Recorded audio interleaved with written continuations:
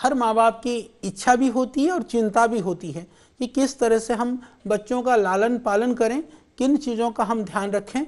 उन सभी माता पिताओं को, उन सभी भाई बहनों को मेरी शुभकामनाएं भी हैं और मेरा निवेदन भी है कि उनको आप जैसे सर्दी में सारे बच्चों को आप च्यवनप्राश देने की आदत डालिए, जो सही ढंग से बना हुआ च्यवनप्राश होता है, क्योंकि उसके अंदर जो दिव्य जड़ी बूटियाँ डाली जाती हैं पतंजलि के माध्यम से, मैं बार बार बताना चाहता हूँ पूरी प्रामाणिकता के साथ, जो च्यवनप्राश है उसके अंदर लगभग 51 से ज़्यादा 51 टाइप्स जो हर्ब्स हैं, जड़ी बूटियाँ हैं, और आयुर्वेद में जो मुख्य जड़ी बूटियाँ हैं लगभग सारी जड़ी बूटियाँ च्यवनप्राश में डाली जाती हैं।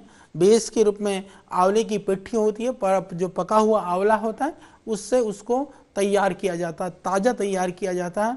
और हम लोगों ने जितने भी बाजार के च्यवनप्राश हैं और पतंजलि के च्यवनप्राश को हम लोगों ने अपने रिसर्च लैब के अंदर में कंपैरेटिव हम लोगों ने स्टडीज़ करी हुई हैं, उनके एक्टिव कंपाउंड्स को एनालिसिस किया हुआ है। और मुझे यह कहते हुए प्रसन्नता है, मैं पूरी प्रामाणिकता के साथ यह बात आपसे निवेदन कर रहा हूँ कि पतंजलि का च्यवनप्राश वह सर्वोत्तम है, बहुत ही लाभकारी है।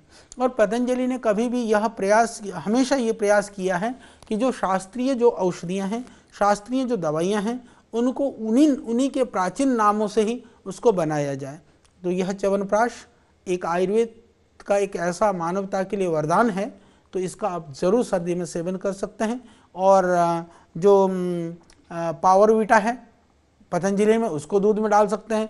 यदि नहीं तो आप बादाम, आजकल बादाम पाक है, मूसली पाक है, सर्दी के लिए यथेष्ट जितना आपका शारीरिक सामर्थ्य है। और आप ऐसा भी कर सकते हैं कि एक दिन आप पावरवीटा ले लें दूध में, दूसरे दिन आप बादाम पाक ले लें, तीसरे दिन आप मूसली पाक ले लें।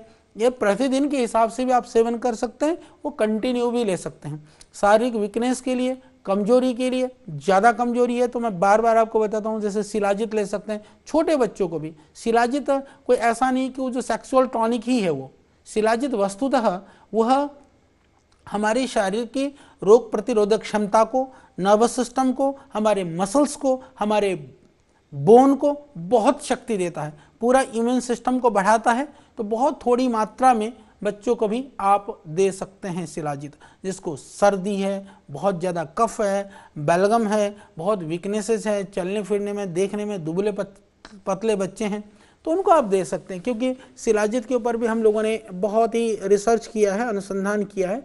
इसके बाद मैं आपको ये बात बता रहा हूँ। तो सर्दी के लिए आप बिल्कुल तैयार हो जाइए, फिर आपको सर्दी नहीं लगेगी, सर्दी आपको अच्छी लगेगी।